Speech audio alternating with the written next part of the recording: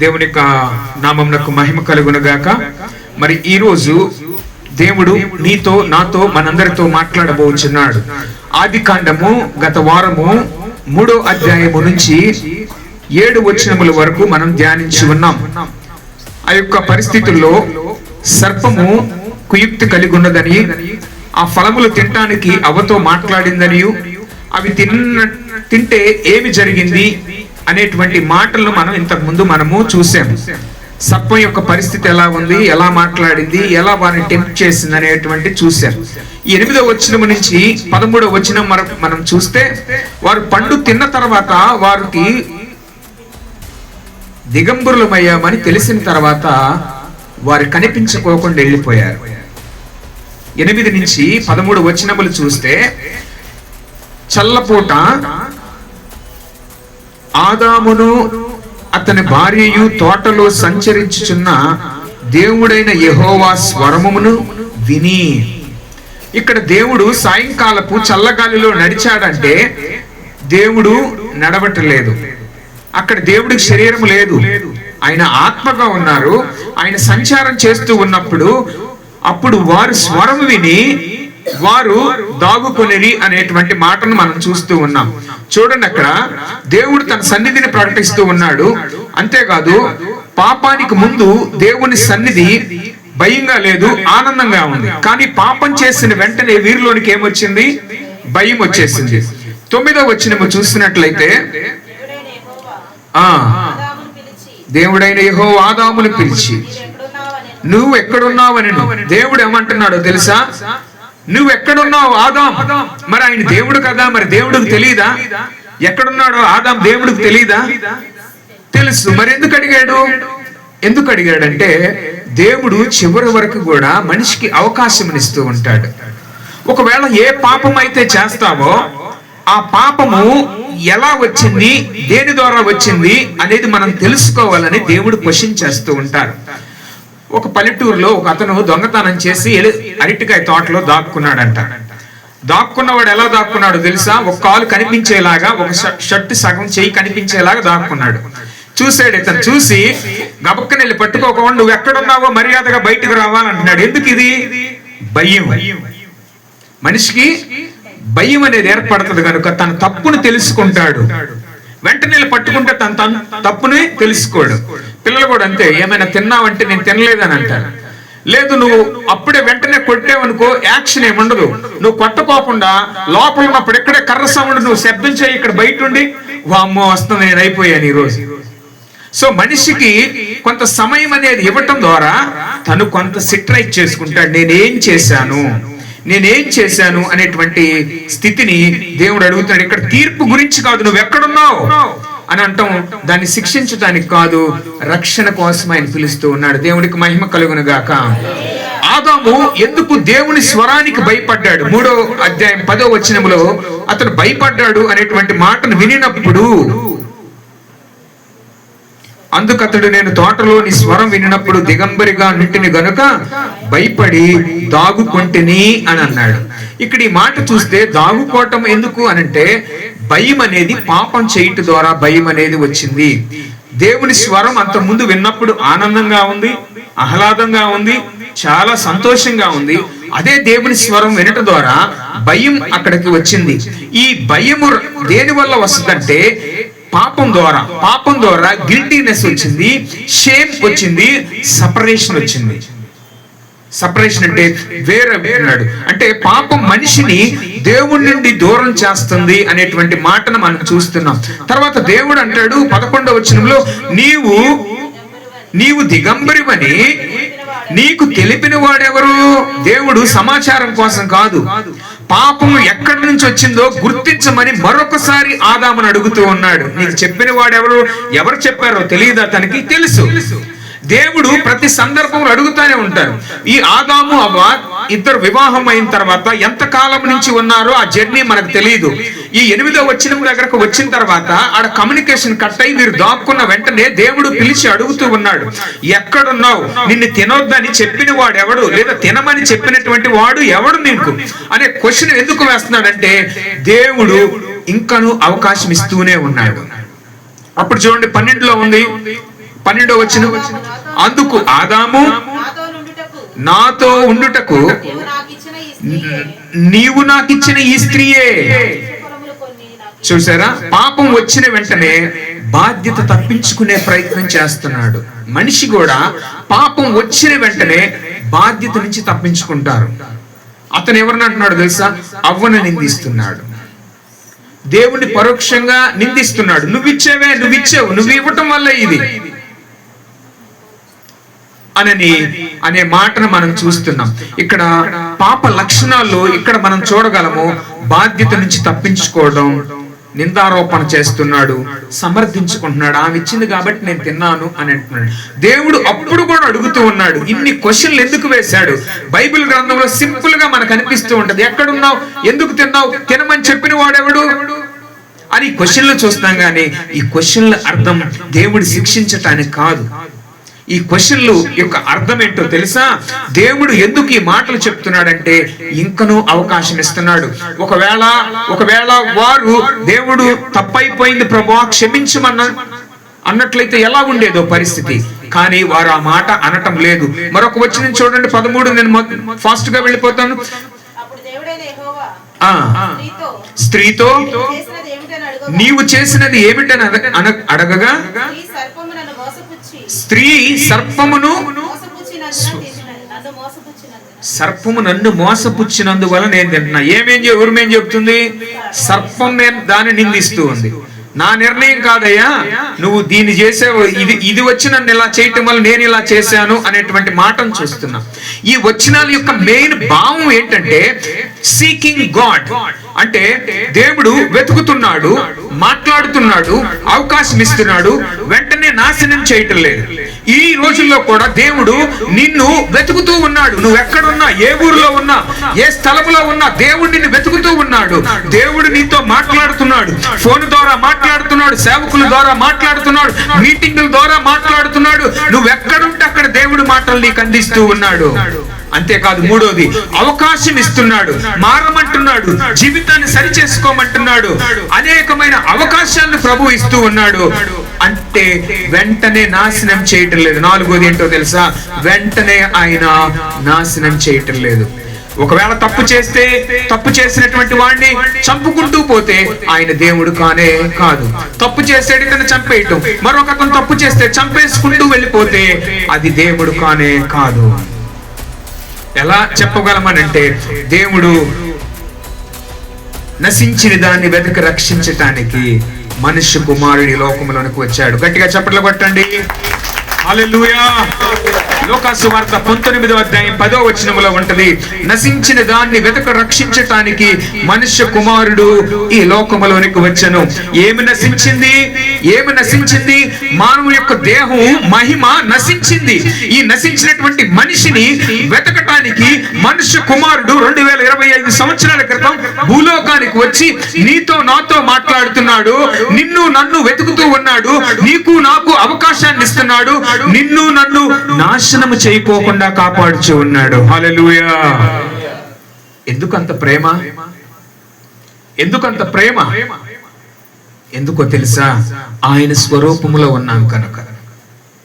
మన ఇంట్లో కూడా కొంతమంది నానమ్మలో అమ్మమ్మలో వాళ్ళ పోలికగా మనవడు గాని మనవరాల్ని పుట్టాడంటే అసలు దెబ్బేయరు. ఎందుకు? వాళ్ళ స్వరూపం కనపడిందంటే కొట్టరు, చాలా ప్రేమగా చూసుకుంటారు. డబ్బులు కావాలంటే రూపాయి అడిగితే 10 రూపాయలు ఇస్తారు, 10 రూపాయలు అడిగితే 100 రూపాయలు ఇస్తారు. ఇది ప్రేమ. ఎందుకని? వాళ్ళ స్వభావం. దేవుడు కూడా ఆయన స్వరూపము మనకిచ్చాడు. ఇలాంటి పిక్చర్ అంతకు ముందు లేనిది. దేవుడు ఆయన యొక్క స్వరూపాన్ని మనిషిని చేసి దేహాన్ని ఇచ్చినటువంటి దేవుడు ఈ మనిషి ఆయనతో ఉంచుకోవాలని కోరుకున్నాడు దేవుడు. హల్లెలూయా. అందుకనే దేవుడు అడిగిన మొదటి ప్రశ్న, ప్రతి రోజు దేవుడు వారి దగ్గరకు వస్తాడు. అది వారికి తెలుసు కూడా, స్వరం వింటాడు. వారి చెట్టు చాటుకు వెళ్ళిన వెంటనే దేవుడు అడిగిన మొదటి ప్రశ్న. ఇక్కడ మనం చూస్తూ ఉంటే పాపం చేసిన మనిషి దగ్గరికి దేవుడు ఎలాగొస్తున్నాడో చూడండి. నువ్వు పోలీస్ దగ్గరికి వెళ్ళటం కాదు, పోలీసే మీ ఇంటికి వచ్చాడు. ఆమేన్. అలాంటి దేవుడు ఆయన మీరు పండు తిన్నారా, కోపంగా ఆవేశంగా ఉగ్రుడైతం చంపేయాలని అనుకోలేదు. ఆ పండు తిను దినమున నిశ్చయముగా చచ్చదమని ఉంది బైబిల్లో. ఎస్ఆర్నో ఉందా కదా? మరి నిశ్చయంగా చచ్చిపోవాలంటే వెంటనే వాళ్ళు పండు తిన్న వెంటనే చచ్చిపోవాలి కదా. చచ్చిపోయారు. ఎలా అంటే ఆత్మీయంగా చచ్చిపోయారు. ఎవరి ద్వారా చచ్చిపోయారు? ఆ స్త్రీ అప్పుడు అంటుంది, ఈ సర్పము నన్ను మోసపుచ్చింది. అసలు ఎంటర్ అయ్యాడు. ఎవడు వీడు? సాతాను. వీడుకున్న పేర్లేంటి? అపవాది, దొంగ, శోధకుడు, మోసగించేవాడు, అబద్ధికుడు. ఇవన్నీ అతనికి ఉన్నటువంటి పేర్లే. ఈ అపవాది సాతానికి 3 కొడుకులు ఉన్నారంట. ఎంతమంది? గుండమ్మక్క ఎంతమంది? 3 కొడుకులంట. చాలా మంది కొడుకులు ఉన్నారు. ముఖ్యంగా అపవాదైన సాతానికి 3 కొడుకులంటే భలే ఇష్టం అంట. వారిలో మొదటి కుమారుడి పేరు రాడు. ఏం పేరు? రాడు. నువ్వు మీటింగ్ ఉందన్నావంటే రాడు, చర్చికి వెళ్దామంటే రాడు, దేవుని మాటలు విందామంటే రాడు, చర్చిలో కూర్చుందామంటే రాడు. వీడెవడో తెలుసా? సాతానుకున్న 3 కొడుకుల్లో మొట్టమొదటి పెద్ద కుమారుడు. దేవుని మందిరానికి రానివ్వడు, రావాలనే మనసు కూడా ఇవ్వడు. రెండో కుమారుడి పేరు, ద్వితీయ కుమారుడి పేరు వినడు. ఏం పేరు? వినడు. నువ్వెన్ని మాటలైనా చెప్పు, ఫోన్ చూసుకుంటా ఉంటాడు. నువ్వెన్ని మాటలైనా చెప్పు, ఎక్కడో ఆలోచిస్తా ఉంటాడు. నువ్వెన్ని మాటలైనా చెప్పు, ఇటు నుంచి అంటాడు, ఇటు నుంచి వదిలేస్తాడు. నువ్వు ఏదైనా చెప్పు, నాకెందుకు. రెండో కుమారుడి పేరు వినడు. మూడో కుమారుడు ఉన్నాడు, తృతీయ కుమారుడు. వీడు ఉండడు, మారడు. మూడో కుమారుడి పేరేంటి? మారడు. చర్చికి వస్తాడు, వింటాడు, చక్కగా భలే అంగీకరించినట్టుంటాడు. బయటికి వెళ్ళిన తర్వాత మళ్ళీ మామూలు జీవితం. మరలా అవే మాటలు, అవే అబద్ధాలు, అవే జీవితం, అవే పాపం. ఈ 3 కుమారులు ఈ రోజుల్లో అనేక మంది మనుషులను కూడా వెంటాడుతూ ఉన్నారు. ఈ 3 కుమారులు ఈ రోజు మన మధ్య కూడా అక్కడక్కడ తిరుగుతూ ఉన్నారు. దేవునికి స్తోత్రం. ఇక్కడ లేరు అనుకుంటున్నారు. గట్టిగా స్తోత్రం చెప్పండి ఒకసారి. హల్లెలూయా. కొంతమంది చెప్పారు, కొంతమంది చెప్పలేదంటే వాడు ఏడే ఉన్నాడే, మారడు అనేవాడు. తృతీయ కుమారుడు ఏడే ఉన్నట్టుగా ఉంది. సాతానుకున్నటువంటి 3 కుమారుల్లో ప్రథముడు రాడు. కోటంకి రమ్మంటే రాడు, దేవుణ్ణి తెలుసుకుందామంటే వద్దు అని అంటాడు. ఎక్కడికి రమ్మంటే అక్కడికి రాడు. దేవుని మందిరము రాడు. ఉపవాస ప్రార్థన రాడు. ఎన్ని చెప్పినా రాడు. రెండో కుమారుడి పేరు వినడు. ఎన్నైనా చెప్పు. చూడండి బైబిల్ గ్రంథంలో 1 తిమోతి 3వ అధ్యాయం 3వ వచనము, సత్యంకి చెవులు ఇవ్వని రోజులు వస్తున్నాయనే మాటను మనం అక్కడ చూస్తూ ఉంటాం. చూడండి ఒక మాట త్వరగా, ఇంకో 10-15 నిమిషాలు మాటలు మనం ముగించుకుందాం. 1 తిమోతి 3వ అధ్యాయం 3వ వచనం చదవండి ఒకసారి. అధ్యక్షుడు వాడు నిందారహితుడును, ఏకపత్ని పురుషుడును, మితానుభావుడును, స్వస్థ బుద్ధి గలవాడును, మర్యాదస్తుడు, అతిథి ప్రియుడును, మద్యపానియు కొట్టువాడును గాక, సాత్వికుడును, జగడమాడని వాడును, అపేక్ష లేని వాడునై సంపూర్ణ మాన్యత కలిగి తన పిల్లలను స్వాధీనపరచుకొనుచు తన ఇంటి వారిని బాగుగా ఏలువాడునై ఉండవలెను. ఆమేన్. దేవునికి స్తోత్రం. హల్లెలూయా. సో మనము అక్కడ వచ్చినము. 1 minute డిఫరెన్స్.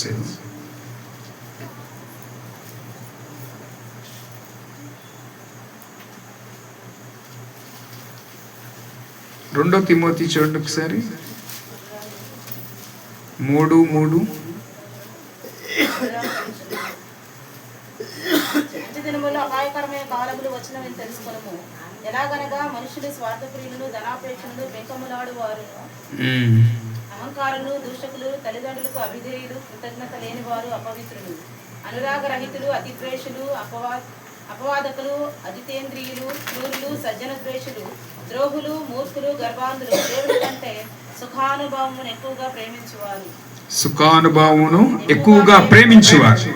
సో పైకి భక్తి గలవారులాగుండి దాని శక్తిని ఆశ్రయించేవారై ఉన్నారు. పైకి భక్తి గలవారు సత్యముకు వింటున్నట్టే ఉంటది, బట్ జీవితంలో కార్యం అనేది జరగాలంటే ఆలోచన ఈ లోకము అంతగా ఆకర్షిస్తూ ఉంటుంది.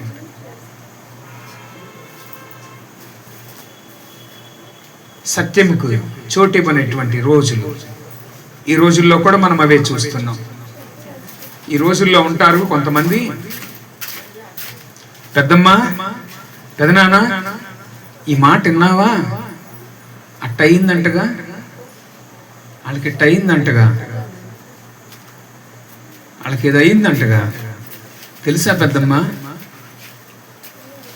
బాబాయ్ తెలుసా ఇట్టయిందంటగా, తెలుసా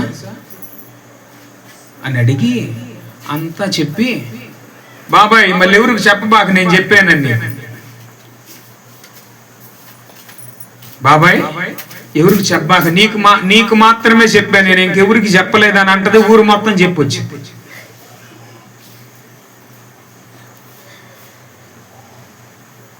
మగవారి మాట అయిన గడప దగ్గరకు వచ్చేలోపు ఆడవాళ్ళ మాట ఊరంతా తిరిగి వచ్చిందంట.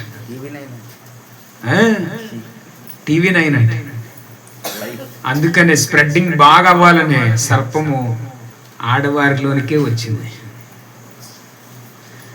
ఆడవారు బలహీనమైన ఘట్టము అనే మాటను కూడా మనం బైబిల్ గ్రంథంలో చూస్తూ ఉన్నాం. ఆ మాటను మనం చూసాం కూడా.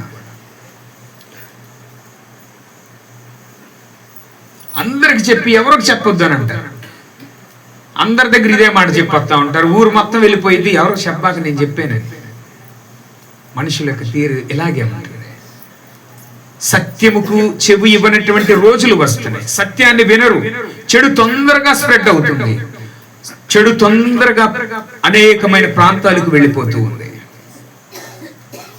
అందుకే దేవుడి ఈ రాత్రి నువ్వు తెలుసుకోవాలి. సాతానుకున్న 3 కుమారుల్లో ఒకడు కుమారుడి పేరు రాడు, రెండో వాడు వినడు, మూడో వాడు మారడు. ఈ 3 కుమారుల్లో నువ్వు ఎవరి మాట వింటున్నావు ఈ రాత్రి నువ్వు జ్ఞాపకం చేసుకోవాలి. ఇప్పటికి చర్చికి రాకోకుండా ఉంటే మనము రాడు అనేటువంటి పెద్ద కుమారుడైన సాతాను యొక్క ఉచ్చులో ఉన్నట్టే. మనం వినకపోతే, దేవుని మాటలు వినకపోతే సెల్ ఫోనే మన లోకం అనుకొని దానికే ఎక్కువ టైం మనం స్పెండ్ చేస్తే అది మనల్ని తీసుకొని వెళ్ళిపోయి ఆ యొక్క ఉచ్చులో పెట్టేస్తుంది. మనల్ని బయటికి రానివ్వదు. అందుకని అలాంటి స్థితిలో ఉండకూడదు. మూడోది మారడు అనగా మనం చర్చికి వస్తూనే వింటాము కానీ మారట్లేదు. ఇంకా మన పాత రోత జీవితాన్ని విడిచిపెట్టట్లేదు. మనం పాపమును విడిచిపెట్టలేకపోతున్నాం. పాపాన్ని ప్రేమిస్తూనే ఉన్నాం. పాపాన్ని ఇంకనూ హత్తుకుంటూనే ఉన్నాం. ఈ రాత్రి వాడు కలుగు చేస్తున్న వాడు సాతానని నువ్వు జ్ఞాపకం చేసుకోవాలి. యోహాను సువార్త 13వ అధ్యాయం 12వ వచనం. యోహాను సువార్త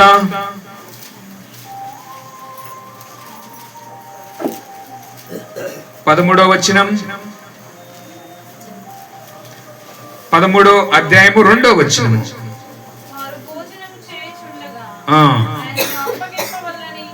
వారు భోజనం చేయుచుండగా ఆయన అప్పగింపవలెనని సీమోను కుమారుడు ఇస్కరియోతు యోధ హృదయములో అపవాది ఇంతకు ముందు ఆలోచన పుట్టించి ఉండెను.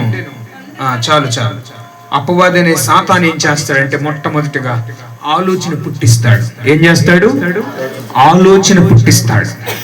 మానేసిన అలవాటుని మనస్సులోకి వచ్చేలాగా చేస్తాడు. వాడి ప్రవేశించే మార్గాలు చెప్తున్నాను, జాగ్రత్తగా ఉండండి.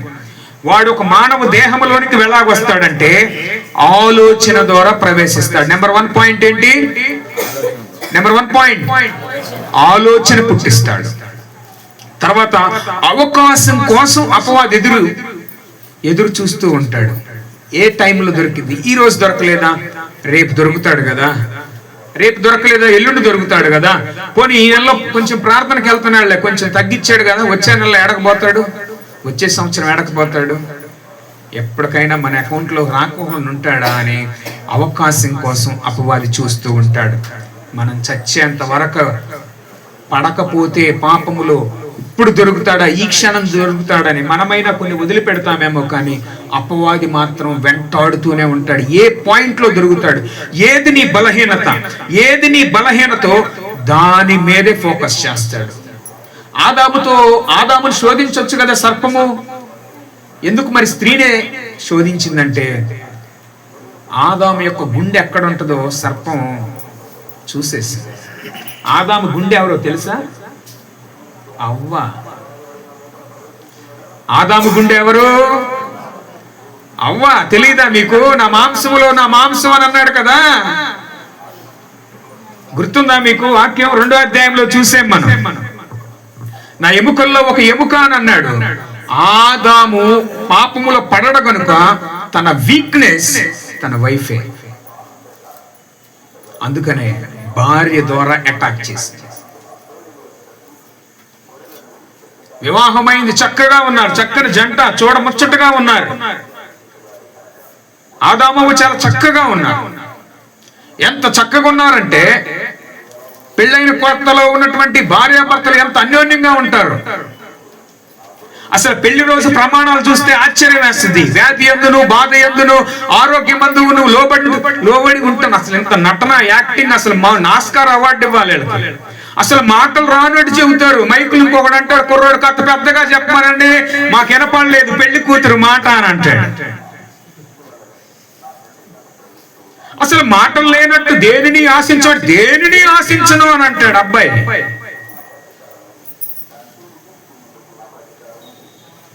పెళ్ళైన కొత్తలో అసలు ఎంత అన్యోన్యంగా ఉంటారు. బజార్ వెళ్ళాలంటే ఇద్దరు వెళ్తారు. షాపింగ్ అంటే నువ్వు లేదే నేను రానని అంటుంది. ఫంక్షన్కి నువ్వు లేకపోతే నేను వెళ్ళనని అంటుంది. నువ్వు ఉంటేనే నేను, నువ్వు లేకపోతే లేదు. గోంగూర కట్ట కావాలన్నా కూడా బండేసుకొని ఇద్దరు వెళ్ళొస్తారు. పెళ్ళైన కొత్తలో ఎంత అన్యోన్యంగా ఉంటారు. వాళ్ళని చూసి వాళ్ళ అత్తమామలే తట్టుకోలేరు, అంత బాగుంటారు. ఇక్కడి నుంచి అక్కడికి వెళ్ళాలనుకో, నువ్వురా, నువ్వు వస్తేనే నేను బయటకు వస్తాను. బయటికి రావాలన్నా కూడా ఎంత అన్యోన్యంగా ఉంటారు.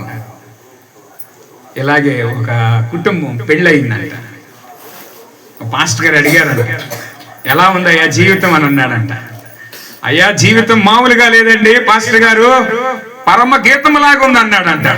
అమ్మో, పరమగీతం అంటే అంత పొగడతామే కదా. ఎంతో సుందరుడమ్మ తాను, నేనెంతో మురిసి పోయాను, ఎంతో సుందరుడమ్మ తాను. తాను అంటే ఎవరు? భర్త. అంత అందగాడు లేడు, అంత నడక, మంచి నడక, అంత హైట్.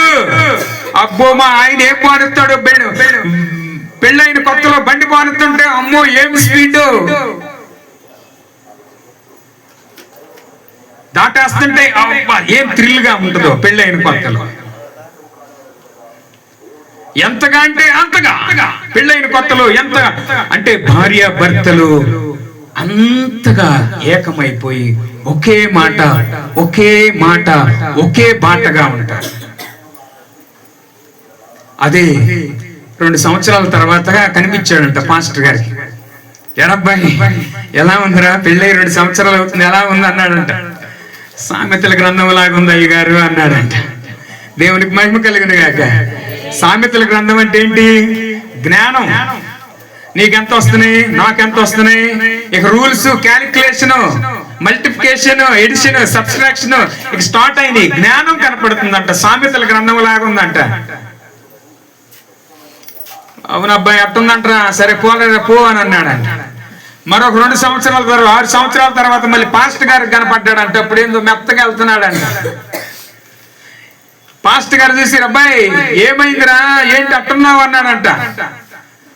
ఏం చెప్పమంటావు అయ్య గారు, ఏంట్రా మొదట్లో అప్పుడు కనపడితేనేమో పరమగీతం అన్నావు, రెండోసారి కనపడితేనేమో సామెతలు అన్నావు, ఇప్పుడు ఏమైందంటే ఇప్పుడు ప్రసంగిలాగుందయ్యా జీవితం అన్నాడంట. ప్రసంగి అంటే అంతా వ్యర్థమే, వ్యర్థమే అంతా వ్యర్థమే, ఎన్ని ఉన్న నీ బ్రతుకు వ్యర్థమే. చూసారా జీవితం ఎలా ఉంది, వ్యర్థము. ఎందుకు భార్య, ఎందుకు నాకు పిల్లలు, ఎందుకు వీళ్ళ కంటెం, ఎందుకు మరలా వీళ్ళకి ఇవన్నీ చేయటం ఎందుకు, ఇవన్నీ చేయలేక సంసారం చేయలేక ఓరు నాయనో మా నాన్న 5-6 ఎలా పెంచాడు రా బాబు అని అప్పుడు తలగొట్టుకుంటాడంట మనిషి. పెళ్ళైన కొత్తలో ఉన్నటువంటి ప్రేమ, ఒకే మాట, ఒకే మనసు, ఒకే మంచం. ఇప్పుడు ఎలా ఉంటుందో తెలుసా, 2 మంచాలు అవుతాయి.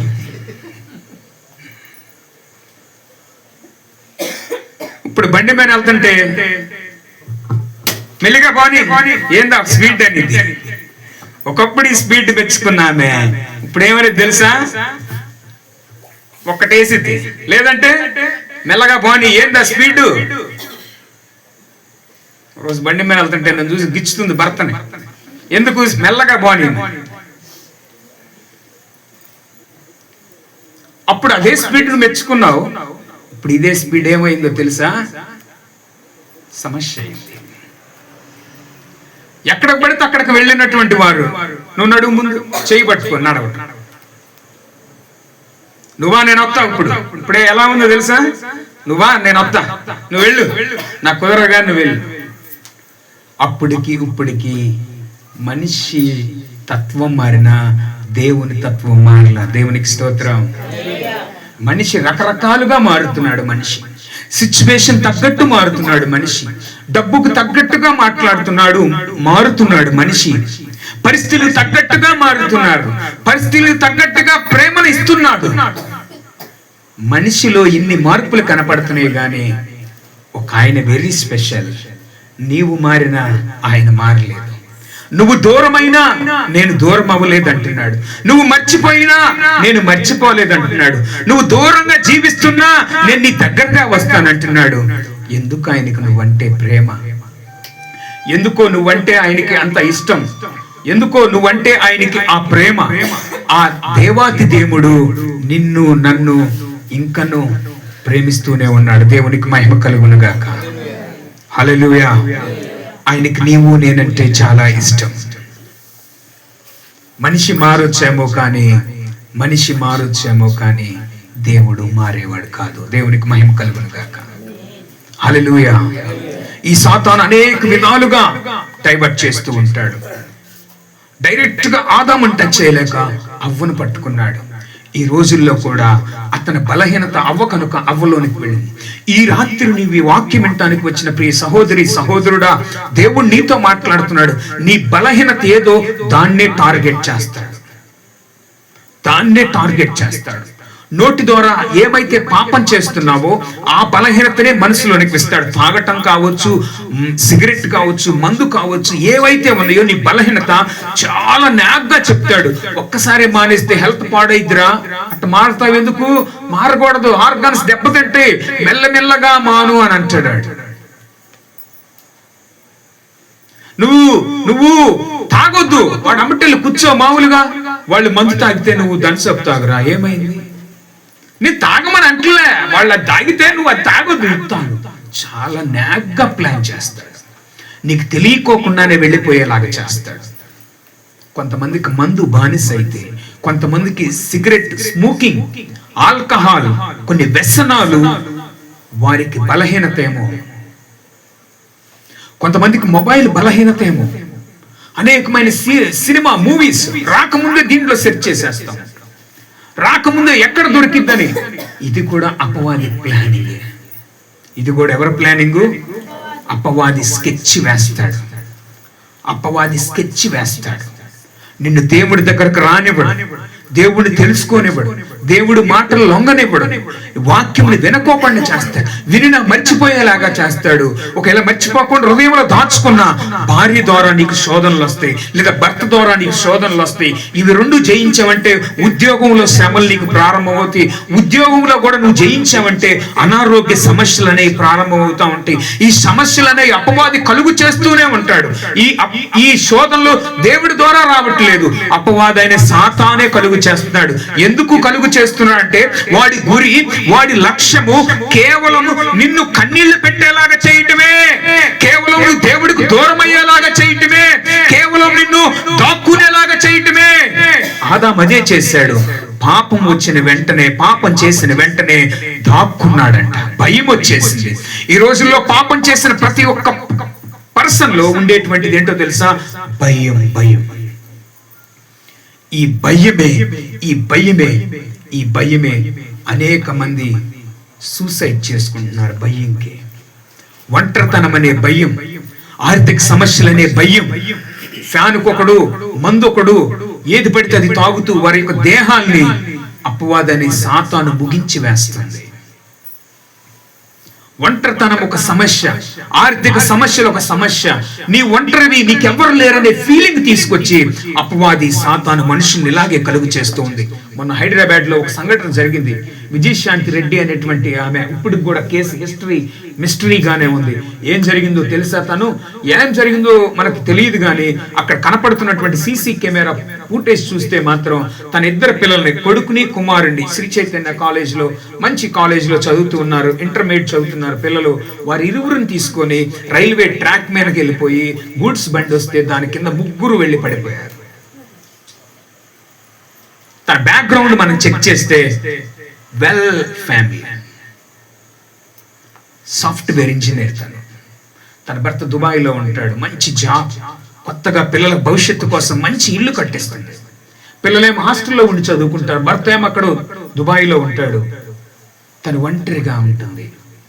ఏమైందో ఏమో తెలియదు. పోలీసులకి ఒక చిన్న క్లూ తన కారులో దొరికింది. ఏమని తెలుసా? అమ్మా, నేను ఈ జీవితాన్ని నేను కొనసాగించలేకపోతున్నాను, ఇంకా నాకు ఈ జీవితము నా వల్ల కావట్లేదమ్మా, బ్రతకాలని నేను ట్రై చేస్తున్నాను కానీ నా వల్ల కావట్లేదమ్మా, అందుకేనమ్మా నేను వెళ్ళిపోతూ ఉన్నాను, నేను చచ్చిపోతున్నాను అని చెప్పి చిన్న లెటర్ అక్కడ రాసి పెట్టింది. పిల్లలు ఏం చేశారు? పిల్లలు ఏం అన్యాయం చేశారు నీకు? ఎంత చక్కగా ఉన్నారో పిల్లలు, చూస్తే అసలు ముచ్చటేసేటట్టున్నారు పిల్లలు. మరి ఏం చేసిందో తెలియదు. తను స్కూల్ దగ్గరికి, కాలేజీ దగ్గరికి వెళ్ళి మధ్యాహ్నం సమయంలో వెళ్ళి పిల్లల్ని, మనిషి చనిపోయాడని చెప్పి పాపం తీసుకుంది. ముందు కారులో ఎక్కించుకుంది. తర్వాత కుమారుడు వేరే చోట చదువుతాడు, కుమారుని తీసుకుంది, కారులో ఎక్కించుకుంది. అందరూ కలిసి వచ్చిన తర్వాత మరి పిల్లలకు చెప్పిందో లేదో తెలియదు మనకి.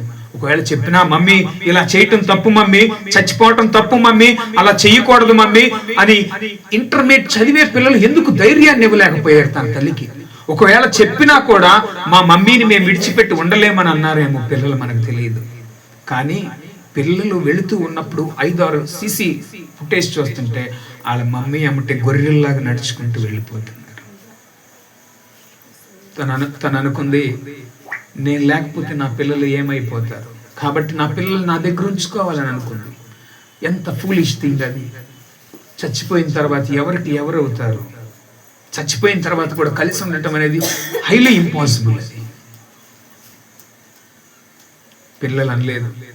ఆ లోకో పైలట్ ఉంటాడు కదా, ట్రైన్ గూడ్స్ బండి కింద పడినప్పుడు అతను ఇన్ఫర్మేషన్ ఇచ్చాడు 12:40 ఆ సమయంలో. వారంట హార్న్ కొడుతూనే ఉన్నాడంట, 1/2 కిలోమీటర్ నుంచి హార్న్ కొడుతూనే ఉంటే వారంట పరిగెత్తారంట ట్రైన్కి అడ్డంగా, పట్టుకొని ముగ్గురు చేతులు పట్టుకొని పరిగెత్తారు. కుమారుడి తల నుంచి అయిపోయింది. దిగంబరులు అయిపోయారు కుటుంబం.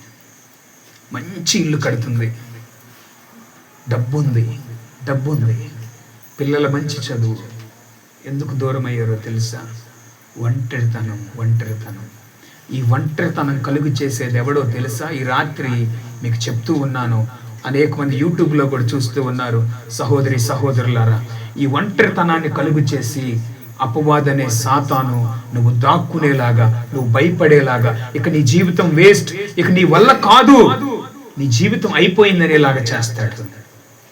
నీవు జీరో, నువ్వు ఇక దిగంబరివి, నీ వల్ల కాదు, నీకు మనుషుల బలం లేదు, డబ్బు బలం లేదు, నువ్వు ఏకాకివి, నీ వల్ల ఏం కాదు అని అంటాడు సాతాను.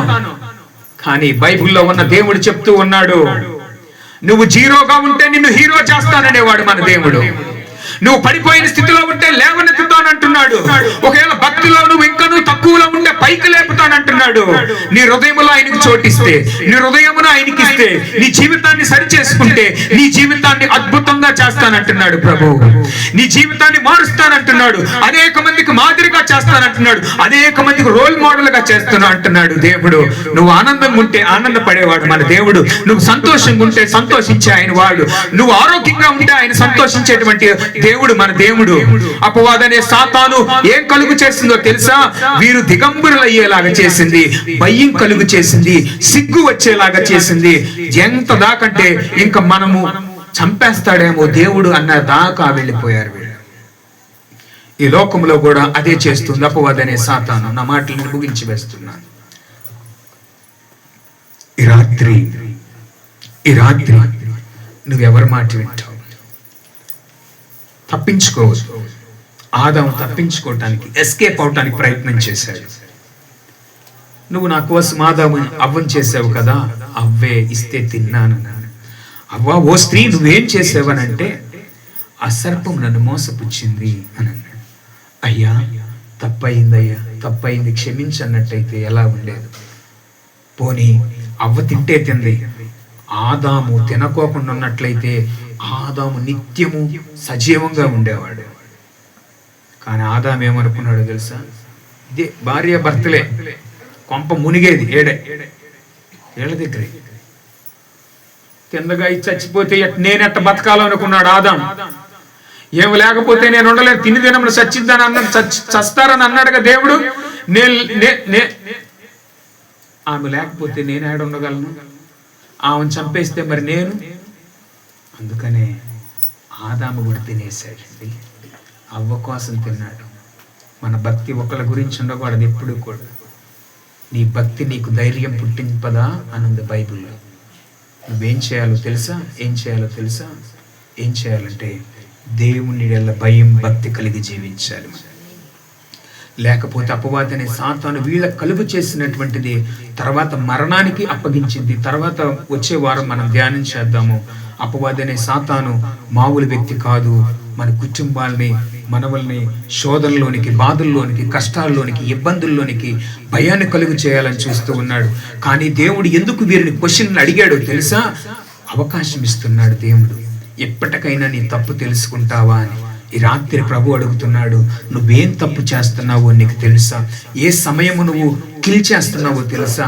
దేవునికి ఇవ్వాల్సినటువంటి సమయాన్ని మనం ఇస్తున్నామా? దేవునికి ఇవ్వాల్సిన హృదయం మనం ఇస్తున్నామా? దేవునికి ఇవ్వాల్సినటువంటి మనసును మనకిస్తున్నామా?